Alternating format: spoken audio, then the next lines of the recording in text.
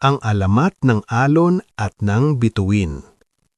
Pagkatapos ng isang mahirap na araw, nagpunta si Leah, isang batang babae mula sa bayan ng Hagonoy, sa dalampasigan upang magpahinga. Habang nakaupo siya sa tabi ng dagat, napansin niya ang isang kakaibang liwanag mula sa kalangitan, isang bituin na kumikislap ng mas maliwanag kaysa sa iba. Dahil sa kagustuhan niyang magtanong, siya ay lumapit sa alon at nagtanong.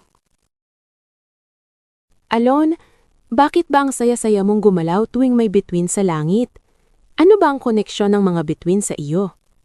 Leah, hindi mo ba alam? Ako ay isang alon na mula sa malayo. Ang mga bituin sa langit ay nagbibigay gabay sa aking paggalaw. Bawat kislap nila ay nagiging dahilan para ako ay magtululon sa daluyong ng tubig. Ngunit may mga pagkakataon na ako'y nahihirapan. Gumagalaw ng pabigat at nawawala ang sigla. Pero kung wala kang galak, bakit mo pa tinutulungan ang mga bituin? Sa bawat hirap ko, Leah, natututo akong maging matatag. Kung hindi ko tinutulungan ng mga bituin, paano ko matutulungan ng iba pang bagay sa dagat? Minsan, kailangan mo lang tanggapin na ang bawat hirap ay may dahilan at hindi lahat ng galak ay makakamtan ng madali. Pero bakit ganun? Ang mga bituin nga ay kasing liwanag ng mga pangarap ko, pero hindi ko kayang abutin ng mga iyon. Ang mga bituin ay simbolo ng mga pangarap, Leah. Hindi mo kailangang abutin ng mga ito agad. Ang mahalaga ay hindi ka nawawala sa landas. Ang bawat alon na dumadaan ay tulad ng pag-akyat sa bawat hakbang ng buhay.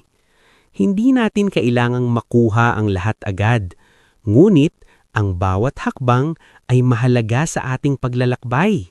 Ibig mo bang sabihin, kahit ako'y nahihirapan, hindi ko dapat mawalan ng pag-asa? Oo, Leah. May mga pagkakataon ang buhay ay puno ng pagsubok. Pero tandaan mo, ang bawat hirap ay nagiging pagkakataon na mas maging matatag. Parang ang alon, minsan pataas, minsan pababa, ngunit palaging patuloy. Salamat, Alon! Napagtanto ko na kahit hindi ko agad makamtan ang aking mga pangarap, hindi ko dapat itigil ang pagpursigi. Hindi ako nag-iisa sa paghahanap ng liwanag ng mga bituin. Tama ka, Leah. Laban lang at patuloy na magpursigi. Pagkatapos ng kanilang pag-uusap, tumayo si Leah at naglakad pa uwi. Ngunit ang mga mata niya ay puno ng bagong pag-asa at pananaw. Alam niyang hindi lahat ng bagay ay makakamtan ng mabilis, ngunit sa bawat hakbang at pagsubok, magiging mas matatag siya. Moral lesson: ang buhay ay puno ng mga pagsubok at minsan mahirap intindihin ang mga dahilan ng ating paghihirap. Ngunit tulad ng alon na patuloy na gumagalaw at tumutulong sa bituin, tayo ay natututo mula sa bawat pagsubok.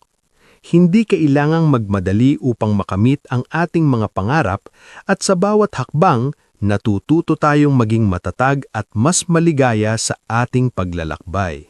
Maraming salamat sa iyong pakikinig sa kwento. Para sa marami pang kwento, mag-subscribe sa aming channel.